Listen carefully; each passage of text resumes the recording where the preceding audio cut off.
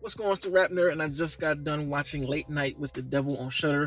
I couldn't catch it in theaters, but I told myself as soon as it hits the streaming platform, I'm going to watch it because the hype has been real for this film, and I can definitely see why. So a little backstory before I get into my thoughts about the movie. It follows this late night TV host named Jack, played by David Dismelchen, I believe is his name. If I mixed that up, gotta excuse me, who was down on his luck with trying to be in the higher rankings of the late night TV show. And this takes place back in the 70s. And it's a real important thing as the movie goes on. But Halloween night, he has these guests on to try and raise viewership, and he has a set of people on here, a little girl and her guardian. And the girl claims to be possessed by demons or the devil, and they pretty much try and have a summoning, and shit just goes really, really left. So that's the synopsis, and this movie is incredible. Oh my God. Like, you see him in my car. I just had to rush out and talk about this film because I wasn't able to record a review in my office space. So I had to wait till tomorrow, but I couldn't help it, man, because this film really is one of the best horror films of the decade, period.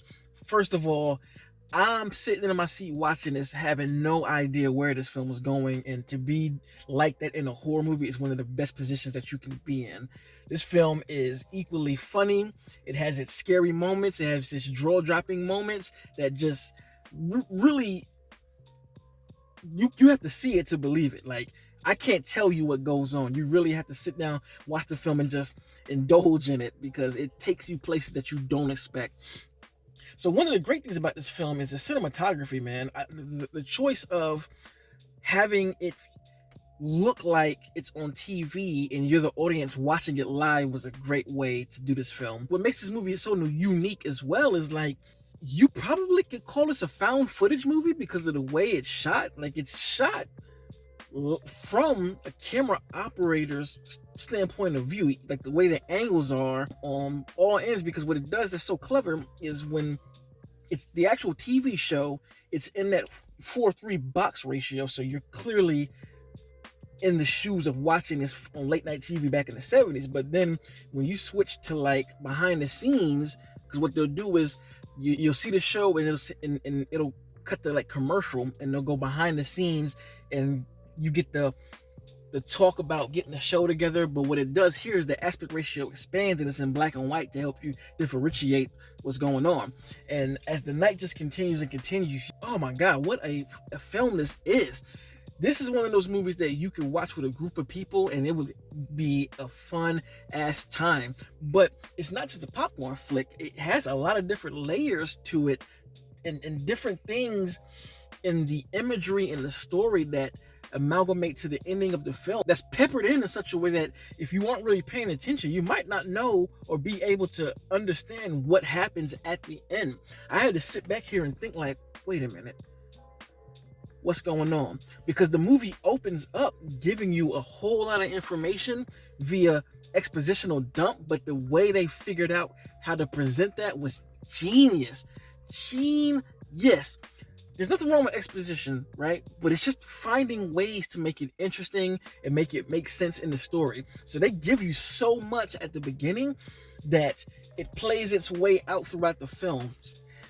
Incredible film. The performances, like I said, David being the host, his composure having to go off and on while being on the show and then going off the show. It's two different type of performances, and he fucking killed it.